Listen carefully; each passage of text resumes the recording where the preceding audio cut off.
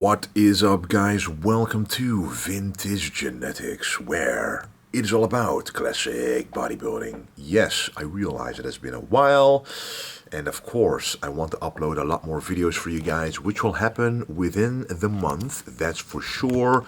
As I mentioned before, my cameraman is in the process of moving houses, and since I respect his time, I'm letting him do that, because at the same time we're also friends and we have a lot of things to do in the very near future, as in covering all of my contests up until the Mr. Olympia. He's actually traveling with me, so he actually gave up his day job and became a full-time cameraman, with the most of his hours being filled working for me. So it's just going to be a very special transition, which has never happened to me in my bodybuilding career and my social media life, basically. But anyway, we're here at the gym. I've already had my breakfast, and before that actually, let me explain to you the current situation. We're about 11 weeks out at the moment.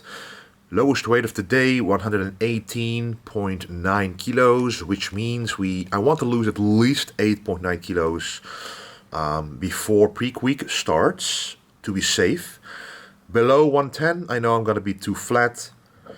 Too high above 110, I know I won't have the proper conditioning. So I know that's around the weight I need to be to, to beat everybody in my path. That's what I'm going to do. Anyway, I had breakfast. The famous breakfast diet has been reduced with quite a lot of carbs, and I'm loving it. Because yes, the hunger is there, but it tells me I'm burning fat. Skull face is slowly coming as well. So yes, now it's time to train. It's the third training day in a row, a back day, and before a back day it is time for a pre-workout. Workout is right here. Crank Pump Pro might sound not as professional as you might think, but when you look at the ingredients, and we're going to do this real quick, you can see L-citrulline at 9 grams, guys. 8 grams would already be enough for a maximum pump. They just put 9 in because, well, a bigger pump can't hurt, and also a lot of other proven to work ingredients. And by the way, this flavor, blackberry, tastes absolutely amazing. Why do I mention the flavor? Because I think in prep, which I've mentioned before in my off season, that when your food gets more and more simple, less and less voluminous, you're starting to long for those flavors again. And the only time of the day where you can have a drink that is actually sweet like this and tastes good and actually has benefits is pre-workout. So this Crank Pump Pro blackberry flavor, for example, I'm looking forward to it. Looking forward to something is sacred in prep, guys. It can make you adhere to your diet far easier. Whenever I get to the gym and I know I'm going to work out, I'm actually looking forward to the pre-workout first and then the workout. So those two go together really well. If you want to check out the supplements with my link in the description below, you can use code Wesley to support me and yourself with a discount. Anyway, let's train. Right, starting this video out, this workout out, with a very, very nice movement that I'm able to do using an attachment like that, allowing for my arms to be aligned with the pull force. So basically, I put it as wide as possible because this is the upper back chest support row. Whenever you are training the upper back, you want your elbows to be able to flare out, as you can see right there. The only way to get them to flare out and actually get a full contraction is with a relatively wide grip. This is why I also use the ATX wide grip on the T-bar row, like the traditional T-bar row with a barbell on the floor. A lot of people like to use that narrow grip, but the narrow grip, your body is literally in the way of a full contraction because you cannot physically contract any harder because the handle is touching your chest. With this one, however, the handles, they are nice and wide, allowing me to go all the way back as far as I need to, and it's also a more natural path. If you also look at the biceps, if you just imagine my hands to be closer together, I would be using more biceps. There will be more of a peak contraction in the biceps, which is not what you want during that back movement. So whenever you do feel the biceps and the back movement, try a wider grip. Okay guys, time for the back off set, so a bit more reps than the previous few sets. So I'm going to show you one, but I did two works already. That's back off, but still go to third and die. So I'm doing multiple working sets on each movement, especially the movements that I really connect well with. As you can see, I'm very comfortable here. I'm able to stretch the back. I'm able to contract the back. It just feels good. No aches, no pains, no forearm or bicep involvement. I only feel the back here. And whenever you feel the target muscle the most in a movement, don't just do 2 sets. Just skip one of your exercises you don't have a good connection with and do 2 more sets on the movement you do have a connection with. Adding, for example, a back off set to be able to extend the pump in that particular muscle.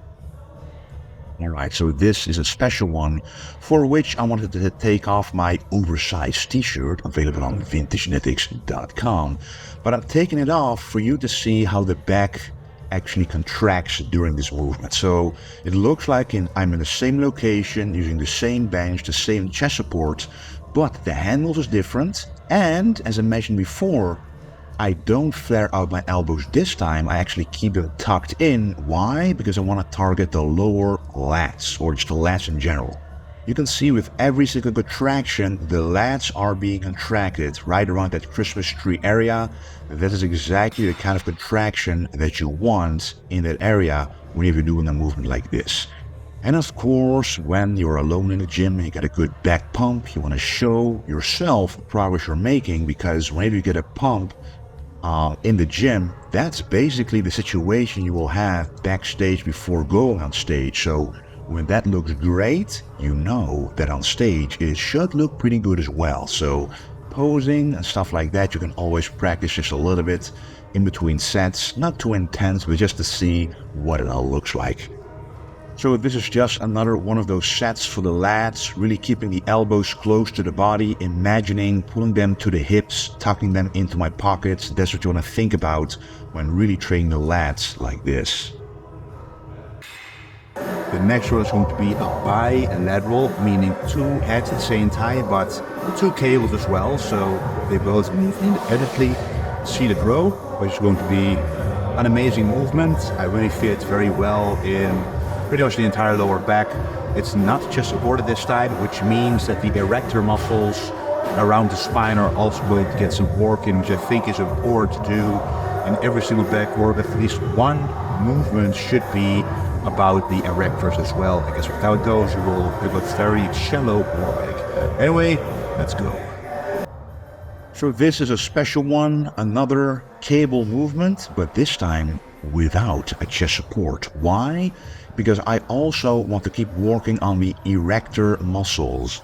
Whenever you're doing an exercise that is chest supported, your erector muscles, which is pretty much the lower back muscles around the spine, they don't have to do as much work because they don't have to keep your body upright, because that's the bench's job at that moment.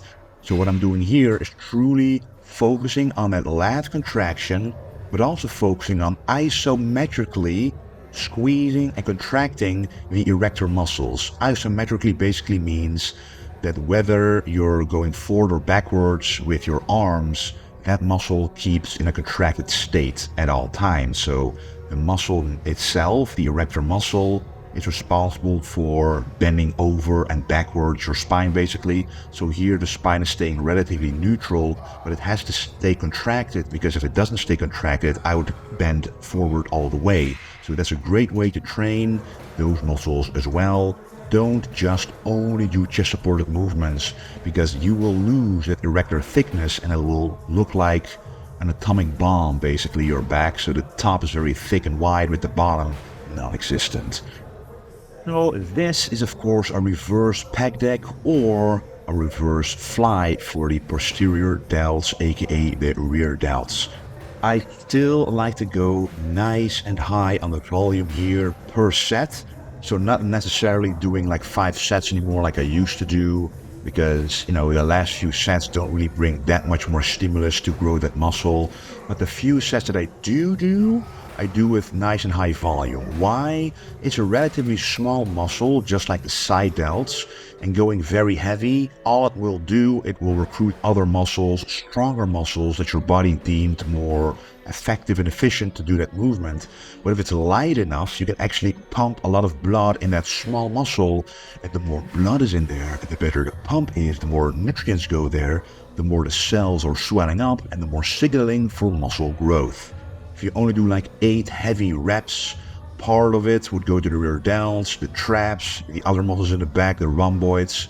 That is not what you want. You want to do as many reps as you can, around 20 to 25, and just make sure rear delts are filled with blood. Alright, I just finished the back movements in the rear delts. I didn't do rear delts for a couple of months actually, because I thought, oh well, they're gonna stay along with the back movement, but they actually got smaller. So guys, even if you have a strong body part, you think you can skip it, at least do maintenance volume. And now I have to work it back up, but hey, they're going quite nicely again. So that's the benefit of muscle memory. Once you've had it once in your life, you can always get it back. Anyway, now it's time for the biceps. Right, so the concentration curl, the good old school bicep exercise with a simple dumbbell working against gravity. This has always worked best for me for the peak feel in the bicep, the stretch feel going down. You're essentially using your leg as a preacher curl bench, because my arm isn't hanging straight down, but it's in a slight angle, allowing for a good stretch, but also a superior contraction, because once you go up, your lower arm, as you can see, is exactly parallel to the floor, causing a maximum peak in the biceps, which is why it is called a concentration curl. You're concentrating all of your effort into squeezing that bicep at the top, and that squeeze, in my opinion, is what gets you those peaky biceps if you do this year after year. But most importantly, I do 4 sets of this. Nice high volume per exercise for the biceps, at least for the first movement that I'm doing. I'm reducing the total amount of sets for smaller muscle groups like this in order to stick to more important, bigger muscle groups as I'm in prep, and you need to make decisions in terms of which muscles are most important. And I know for me, biceps are there to stay. Just because I'm doing the back work, the biceps are a secondary muscle, and then doing some bicep movements afterwards will for sure ensure that the biceps stay there. I did 4 sets of that, just showing you the full set there. And this is also a nice movement, a straight bar preacher curl. And the nice thing here is if you use an easy curl bar, then the elbows and the wrist would not be aligned like this. Now the shoulder, elbow and wrist are all aligned, and that prevents a lot of joint and tendon pain in the biceps. Alright, so the last movement of the day is nor back nor the bicep, it is actually the abs. So every 3 days I train my abs very heavily. You can see on the left there, I'm doing an entire stack plus 1580x kilos, which are especially heavy in my opinion. So I'm still sticking to around 12 to 15 reps here. I could go heavier, but I notice that if I go heavier like this, I cannot control the abdominal pressure coming from the inside pushing out. What you want here is to do the contraction, the squeeze in the abs, but make sure to squeeze them inwards and not outwards, because if you squeeze them outwards, you will create a bloated look in the midsection, which is not what you want. And of course, in classic physique, it's very important to keep training the vacuum, pretty much for any male competitor. Training the transverse abdominis responsible for pulling in the stomach is very important to keep the stomach nice and tight. That was quite the back workout. May have looked easy, but whenever you see me end a set, I wouldn't be able to do the next rep in a clean way. So once you've been training for 16 years now, 16 years, of which 10 are bodybuilding competition serious, then you know exactly how it feels like when you're very close to failure. And when I say failure, I don't just mean, oh, you can't do a rep anymore, but you can do a rep anymore while involving the actual muscle that you want to involve.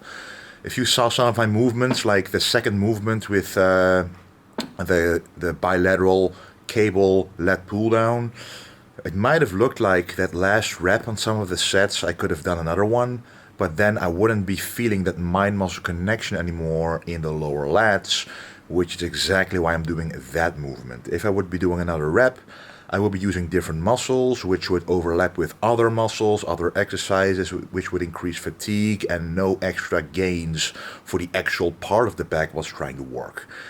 Anyway, let me show you my post-workout meal, which is of course very important after a workout. And it's right here, as always, rice pudding or cream of rice, whatever you want to call it, which is quite incredibly delicious. Oops, I just adjusted the ISO value of this camera. I hope the whole workout isn't ruined now. But anyway, rice cream, cream of rice, 90 grams actually. Mixed through it is a supplement called Flavin Tasty by ESN. If you can get this one, definitely give it a shot. It's not just a sweetener, it's actually, you know, you have white chocolate, you have dark chocolate and caramel, solid caramel, you know, all kinds of flavors, cheesecake, and it actually smells and tastes exactly what it says on the label, and it's mostly fiber, little sweetener. You only need 3 to 6 grams. It's amazing.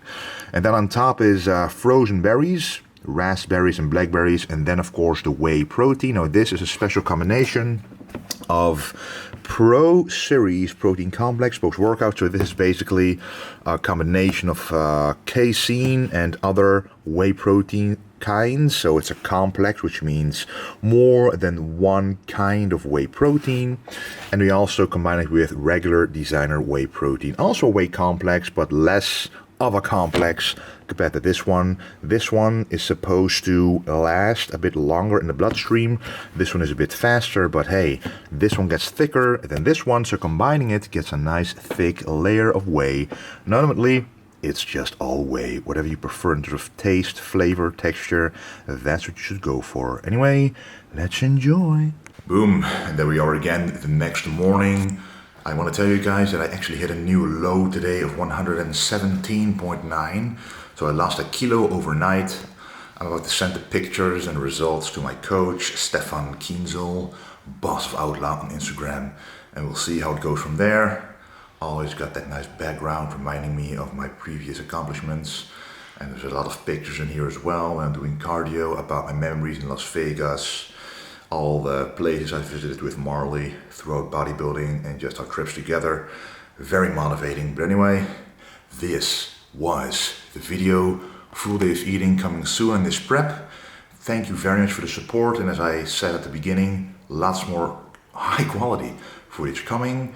And don't forget to stay golden.